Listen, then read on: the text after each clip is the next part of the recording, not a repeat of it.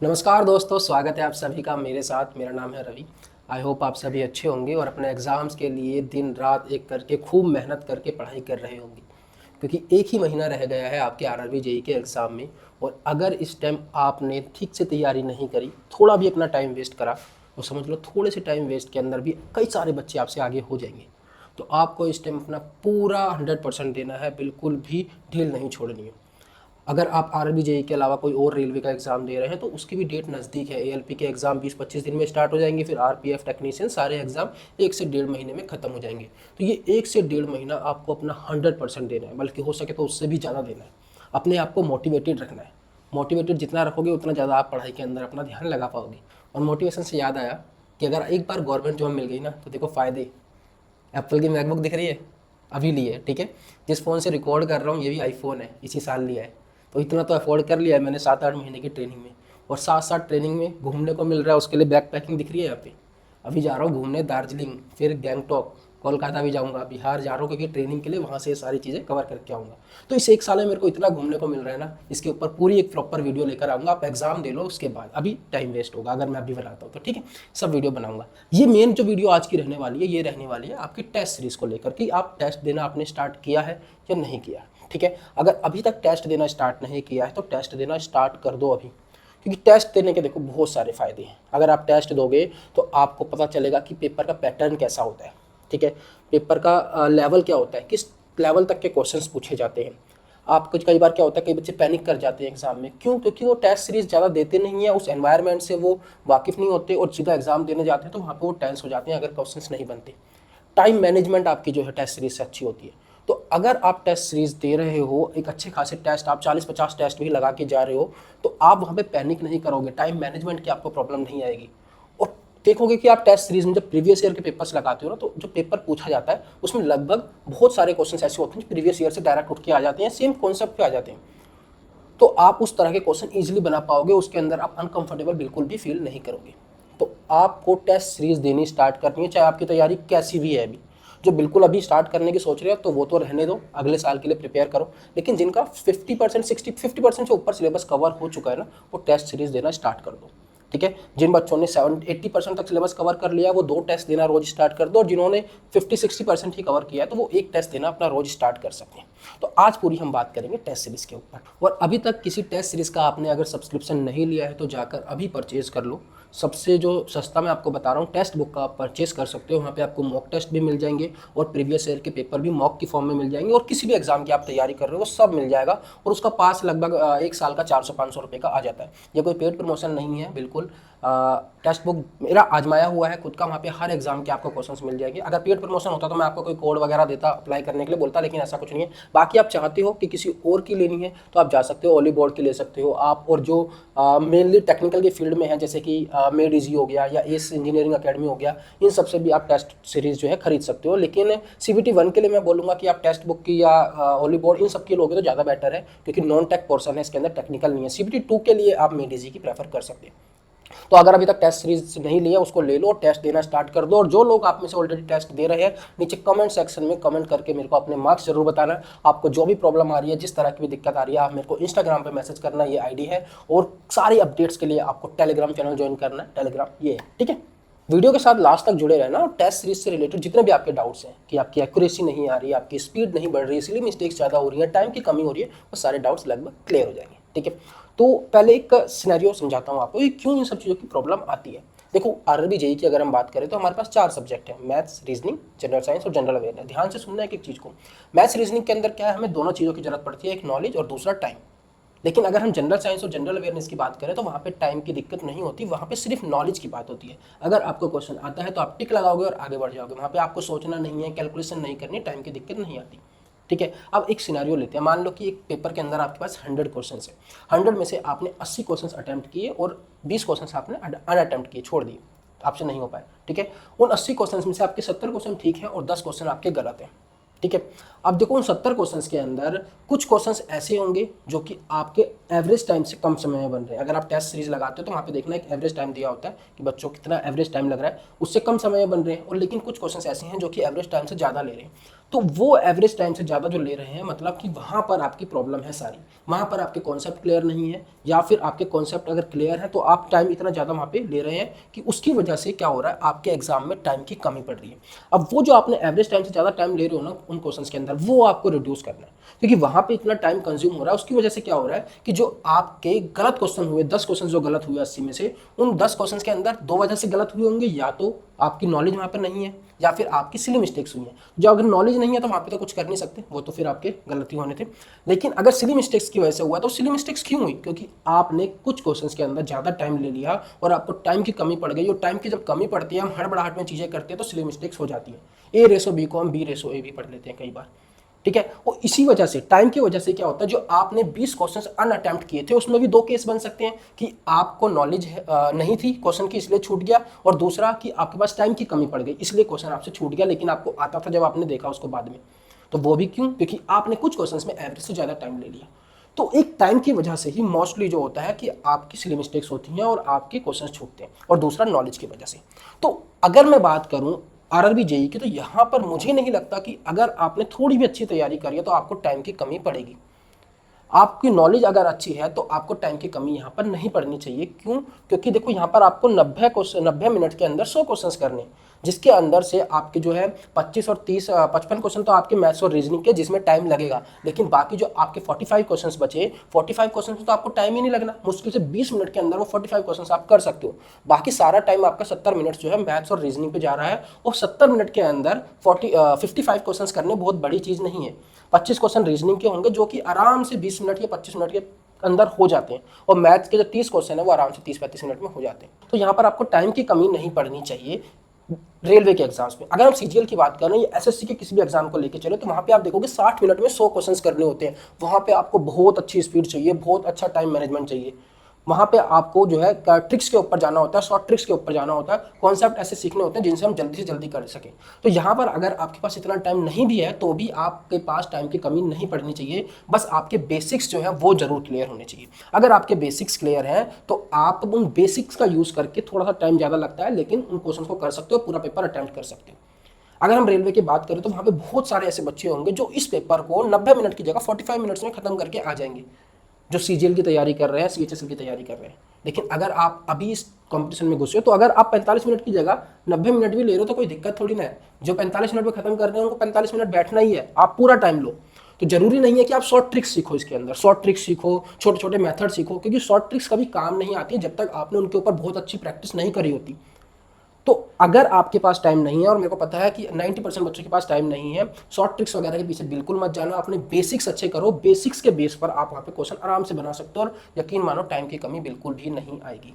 Clear. जैसे कि अगर मैं एक एग्जांपल लूँ कि देखो एक गाड़ी की स्पीड है ए से बी पॉइंट पे जाने की 5 किलोमीटर पर आवर, और वापस बी से ए आने पे 3 किलोमीटर पर आवर। क्वेश्चन में पिछले प्रीवियस ईयर का क्वेश्चन मैं कल एक पेपर एनालाइज कर रहा था, उसके अंदर था। तो हमें एवरेज स्पीड बतानी है। तो एक बच्चा जिसने ट्रिक्स सीख रखी है और बहुत ज़्यादा मेहनत कर रखी है, बहुत ज़्यादा प्रैक्टिस कर रखी है, वो इस क्वेश्चन को माइंड में कर देगा। सीधा फॉर्मुला लगाएगा 2s1s2 अपॉन में s1 प्लस s2, तो वो सीधा फॉर्मुला माइंड के अंदर ही लगा लेगा, 2 × 5 × 3 अपॉन में 5 + 3 आंसर निकाल देगा। लेकिन जिस बच्चे को नहीं आते, मान लो इतना टाइम नहीं मिला, प्रैक्टिस नहीं करी उन्होंने कि शॉर्ट ट्रिक्स नहीं सीख पाए, तो वो क्या करेंगे, बेसिक लगाओ अपने। बेसिक्स में क्या है, कोई दिक्कत नहीं है, आराम से। जो बच्चा शॉर्ट ट्रिक लगा के 10 सेकंड में कर रहा है, आप उसको नॉर्मल बेसिक्स लगा के अपने कन्वेंशनल मेथड से आप 40 सेकंड में कर लोगे, 50 सेकंड में कर लोगे, इवन 1 मिनट में भी करते हो तो भी आपको टाइम की कमी नहीं पड़ेगी। रेलवे के एग्जाम्स में बहुत ज़्यादा हार्ड लेवल के क्वेश्चंस नहीं होते। बेसिक्स लगाओगे तो आप सिंपल ए से बी का डिस्टेंस डी मानोगे, ए से बी में लगने वाला टाइम कितना हो गया d/5, बी से ए में लगने वाला टाइम हो गया d/3। फॉर्मूला क्या होता है हमारा, एवरेज स्पीड का टोटल डिस्टेंस कवर्ड अपॉन में total time taken. Total distance covered कितना हो गया, डी इधर से 2d, और टोटल टाइम कितना हो गया, पहले उसको लगा d डिवाइडेड बाय 5 प्लस में d डिवाइडेड बाय 3, सॉल्व करो, आंसर आ जाएगा। कितना टाइम लगेगा, नहीं लगेगा ज़्यादा। क्लियर। ये चीज़ अच्छे से समझ लेना जो मैंने यहाँ पर आपको बताई है। तो ज़्यादा शॉर्ट ट्रिक्स के पीछे नहीं भागना है, सिंपल कैलकुलेशन रखो अपनी, और बेसिक्स मतलब थोड़ी बहुत कैलकुलेशन अच्छी होनी चाहिए। ये नहीं कि आप 40 + 15 इसको भी वहाँ पे करके देख रहे हो, इतना अपने आप माइंड के अंदर आपको कर लेना, ठीक है। तो ये बात हो गई पूरी ओवरऑल। अगर आपने इस चीज़ के ऊपर थोड़ा सा ध्यान से सुना होगा तो आप समझ पाए होगे कि मैं क्या कहना चाह रहा हूँ, कि आपको यहाँ पे टाइम की दिक्कत नहीं आनी चाहिए। तो टाइम के बचाने के चक्कर में या शॉर्ट ट्रिक्स के पीछे ज़्यादा मत भागो, सिंपल कैलकुलेशन अपनी अच्छी रखो, और बेसिक्स हर चीज़ के क्लियर करके चलो। बहुत ज़्यादा डीप में जाने की ज़रूरत नहीं है अब। आई होप जो मैं बात आपको समझाना चाहता था वो चीज़ आपको समझ आई होगी। अब देखो, हर टेस्ट को देने के बाद उसका एनालिसिस जरूर करना है और उन चीज़ों को देखना है जहाँ पर आप एवरेज टाइम से ज़्यादा टाइम ले रहे हो। जब टेस्ट बुक में टेस्ट दोगे तो वहाँ पे एवरेज टाइम दिखाता है वो कि हर बच्चे का सारे बच्चों को जो टाइम लग रहा है एवरेज कितना है। आपका अगर उससे ऊपर टाइम लग रहा है तो आपको उस क्वेश्चन को मार्क कर लेना है, मार्क का ऑप्शन आता है। और अगर कम टाइम लग रहा है तो उसको नहीं करना, क्योंकि वो आपने अभी कर लिया तो आप आगे भी कर लोगे। मतलब उस चीज़ का कॉन्सेप्ट क्लियर है। जिसमें ज़्यादा टाइम लगा है उसको आपने मार्क करना है, उसका कॉन्सेप्ट पढ़ना है और उसके ऊपर 10 से 15 क्वेश्चन अपनी बुक से लगाने हैं। और अगर कोई क्वेश्चन आपको नॉलेज की वजह से छूट रहा है तो उसका कॉन्सेप्ट आपको सीखना है, उसके ऊपर भी 10 से 15 क्वेश्चन लगाने हैं। उन सब क्वेश्चंस को मार्क जरूर करना है, ठीक है। कोई भी नया कॉन्सेप्ट मिलता है तो उसको अपनी कॉन्सेप्ट की बुक में राइट कर लेना है, या नोटबुक जो आपने फॉर्मूला की बनाई हुई है, मैंने आपको बोला हुआ है बनाने के लिए, उसके अंदर नोट कर लेना और उसको रिवाइज करते रहना, ताकि वो कॉन्सेप्ट, वो फॉर्मूला आपके माइंड में आ जाए। क्लियर हुआ? आपको सारे क्वेश्चंस को मार्क जरूर करना है, उनको फिर उस क्वेश्चन की प्रैक्टिस करने की, मतलब उन कई जब आप प्रैक्टिस कर लोगे उस कॉन्सेप्ट की और क्वेश्चंस की, दोबारा उस क्वेश्चन को अटेम्प्ट करना है। और वो सारे के सारे मार्क से अनमार्क मत करना। एग्जाम से 10 दिन पहले आपको वो सारे क्वेश्चन रीअटेम्प्ट करने हैं जो आपके टेस्ट के हैं, वो सारे एक जगह पे आ जाएंगे, मार्क्ड वाले क्वेश्चन। क्लियर हुआ? अब बात कर लेते हैं कि पैनिक जो होते हैं बच्चे एग्जाम में क्यों हो जाते हैं। पैनिक बच्चे तब होते हैं जब क्या होता है ना कि आपकी लाइन से 3-4 सवाल नहीं बने, ठीक है, या फिर आता हुआ क्वेश्चन आपका गलत हो गया या टाइम कम पड़ गया। तो ये सारी चीज़ें कैसे ठीक होंगी? टेस्ट सीरीज से। आपको एग्जाम के लिए कम से कम 40 से 50 टेस्ट लगा के जाने हैं, जिसके अंदर प्रीवियस ईयर और मॉक टेस्ट दोनों का कॉम्बिनेशन होना चाहिए, ठीक है। और प्रीवियस ईयर के तो जो 2019 वाले पेपर है सारे लगा लेने हैं, उसके अलावा टाइम बचेगा तो मॉक टेस्ट लगाने हैं। क्लियर हुआ? तो अगर आप अच्छे खासे टेस्ट लगा के जाओगे तो आप एग्जाम में पैनिक नहीं करोगे। पेपर को कैसे अटेम्प्ट करना है वो चीज़ भी आपको बता देता हूँ। टेस्ट सीरीज के अंदर इस चीज़ को अपना डालने की कोशिश करना है कि पेपर को अटेम्प्ट करने के लिए आपको क्या होता है, देखो मिक्स क्वेश्चंस आते हैं। एक क्वेश्चन बच्चों का ये भी रहता है कि सर इसमें हमारे सेक्शन वाइज क्वेश्चंस आते हैं मिक्स, इसके अंदर मिक्स क्वेश्चन आते हैं, कोई रीजनिंग का क्वेश्चन आ गया, कोई जीएस का आ गया, फिर मैथ का आ गया, फिर जनरल साइंस का आ गया, इस तरह से रहते हैं मिक्स, ठीक है। आपको एक क्वेश्चन के ऊपर अटकना नहीं है बिल्कुल भी। अगर आपको जीएस या जनरल साइंस का या जनरल अवेयरनेस का क्वेश्चन है तो आता है, ठीक है, नहीं आता तो छोड़ो, आगे निकलो। मैथ्स का कोई क्वेश्चन आपने पढ़ा, आपको लगता है कि कॉन्सेप्ट मैंने बहुत अच्छे से करा हुआ है, क्वेश्चन हो जाएगा, तो ही उसको अटेम्प्ट करना है। आपको थोड़ा सा भी डाउट आता है कि यार ये नहीं बन पाएगा, ये कॉन्सेप्ट मैंने नहीं पढ़ा, या फिर बहुत बड़ा क्वेश्चन दिया हुआ है, सीधा स्किप मारो, आगे निकलो। पेपर को 2 से 3 अटेम्प्ट में करना होता है। मैं पेपर को हमेशा 3 अटेम्प्ट में करता था। पहले मैं जल्दी जल्दी उन क्वेश्चन को निपटा देता था जो बहुत आसान होते थे, फिर दूसरे अटेम्प्ट में थोड़े और जो अच्छे क्वेश्चन जो छोड़े मैंने उनको करता था, और फिर जो बच जाता था वो थर्ड अटेम्प्ट में। कई बच्चे क्या करते हैं, वो एक एक क्वेश्चन पे लगे रहते हैं, पेपर के लास्ट तक पहुंच ही नहीं पाते, और बाद में पेपर को देखने के लास्ट में इजी क्वेश्चंस थे। तो आपके इजी क्वेश्चंस बिल्कुल भी नहीं छूटने चाहिए। तो आपको पेपर को एक अटेम्प्ट में नहीं करना, 2 या 3 अटेम्प्ट में पेपर को करना है। जो क्वेश्चंस आते हैं उनको जल्दी जल्दी करते चले जाओ, उनमें कम टाइम लगेगा, और देखना कि आप पहले अटेम्प्ट के बाद आपके अच्छे खासे क्वेश्चंस हो जाएंगे। फिर सेकंड अटेम्प्ट में आप ज़्यादा पैनिक नहीं करोगे, आराम से क्वेश्चंस को बना सकते हो, आपके पास टाइम रहेगा। क्लियर हुआ? तो अभी तक हमने क्या क्या चीज़ों के ऊपर बात कर ली कि हमें पैनिक होने से कैसे बचना है, हमें टाइम मैनेजमेंट कैसे करना है, हमें एनालिसिस कैसे करनी है, और हमें पेपर को अटेम्प्ट कैसे करना है, ठीक है। इसके अलावा मैं बात करूँ कि आपको कितने टेस्ट देने हैं, तो अभी अगर आपका 70-80% सिलेबस हो रखा है तो आप 2 टेस्ट देना स्टार्ट कर दो, एक प्रीवियस ईयर का टेस्ट और एक मॉक टेस्ट। कितना टाइम लगेगा? 2 घंटे के अंदर 2 टेस्ट हो जाएंगे, और इसकी एनालिसिस के लिए आप 1-1 घंटा ले लो, क्योंकि 1 घंटे से ज़्यादा एनालिसिस में नहीं लगेगा टेस्ट के अंदर, अगर आपका 70-80% सिलेबस कवर हो रखा है, ठीक है। तो 4 घंटे आपके ये हो गए मोटे मोटे कि 2 टेस्ट देने 1-1 घंटे के, और 2 घंटे उनको एनालाइज करना है, 1-1 घंटे दोनों को। 5 घंटे भी लग गए कोई दिक्कत नहीं, एनालिसिस में कई बार ज़्यादा टाइम लग जाता है। उसके अलावा आपको 2 घंटे जो है आपका जनरल साइंस और जनरल अवेयरनेस को देना है, और बाकी 2 से 3 घंटे आपको मैथ्स और रीजनिंग को देने हैं। 10 घंटे कम से कम अभी पढ़ना है, और अगर आप इसको जितना ऊपर ले जा सकते हो 12 घंटे 13 घंटे आपकी कैपेसिटी के ऊपर है, आपको पढ़ना है। इस टाइम बिल्कुल भी ढील आपको नहीं छोड़नी है। ये बात क्लियर हो गई? तो यहाँ पे मैंने आपको टाइम डिवाइड करके भी दिखा दिया कि कितना कितना आपको टाइम किस चीज़ को देना है, ठीक है। अब देखो मेरे पे एक बच्चे का मैसेज आया, एक क्या बहुत बच्चों के मैसेज आते रहते हैं, मैं एक बार मैसेज पढ़ता हूँ और आपको दिखा भी देता हूँ। देखो स्क्रीन के ऊपर ये मैसेज, इस बच्चे ने कहा कि सर डीमोटिवेटेड फील हो रहा है, एप्टीट्यूड और जनरल साइंस में डीमोटिवेटेड फील हो रहा हूँ, और जनरल साइंस में सिर्फ केमिस्ट्री पढ़ी है। देखो बहुत बड़ी गलती है कि आपने सिर्फ अभी तक केमिस्ट्री पढ़ी है।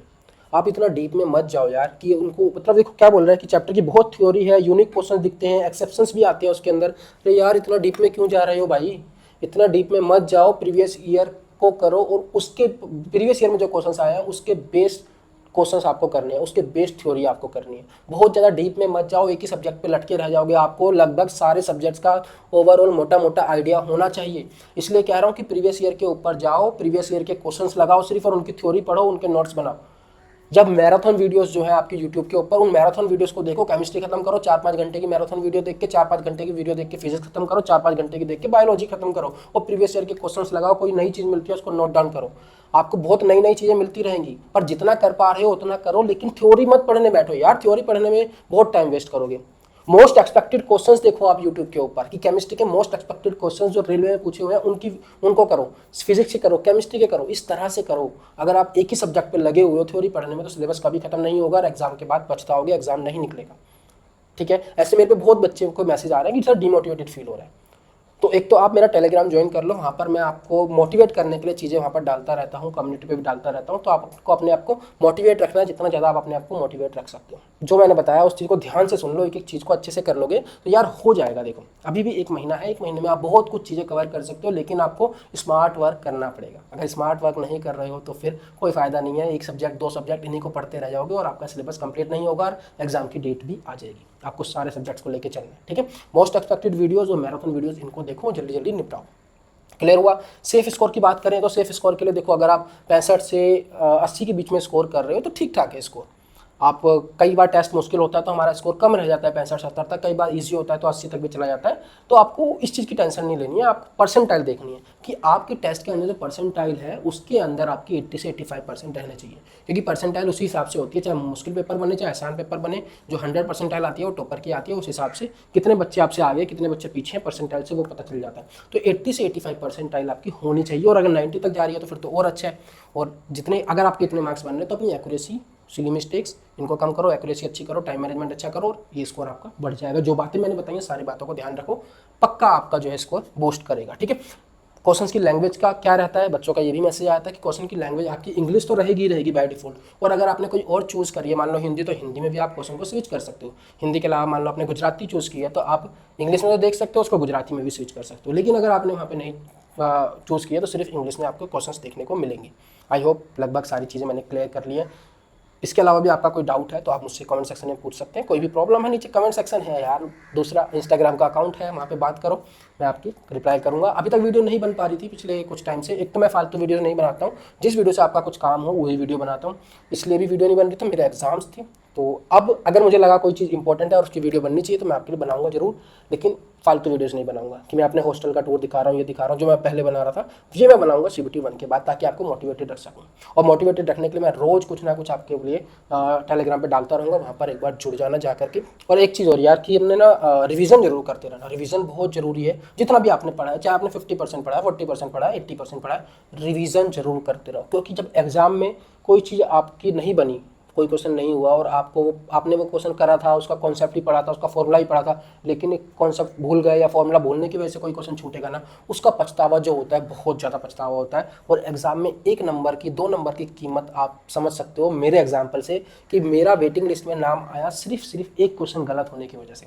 अगर मेरा एग्जाम में एक क्वेश्चन ठीक हो जाता, वो सिली मिस्टेक हुई थी, ठीक है, मतलब बहुत माइनर से सिली मिस्टेक हुई थी, ऑप्शन गलत लग गया था, और उस एक क्वेश्चन के गलत होने से मेरा मेन लिस्ट में नाम ना आकर के वेटिंग में आ गया, और उसकी वजह से मुझे 4 साल इंतजार करना पड़ गया इस जॉब के लिए। ठीक है, तो आप वो गलती मत करना, जितनी ज़्यादा हो सके अपनी एक्यूरेसी अच्छी करो, सिली मिस्टेक्स को कम करो, टाइम मैनेजमेंट अच्छा करो। बाकी मिलता हूँ आपसे अगली वीडियो में, तब तक के लिए पढ़ते रहिए, अपना ध्यान रखिए, स्वास्थ्य का ध्यान रखिए, अच्छे से पढ़िए। धन्यवाद।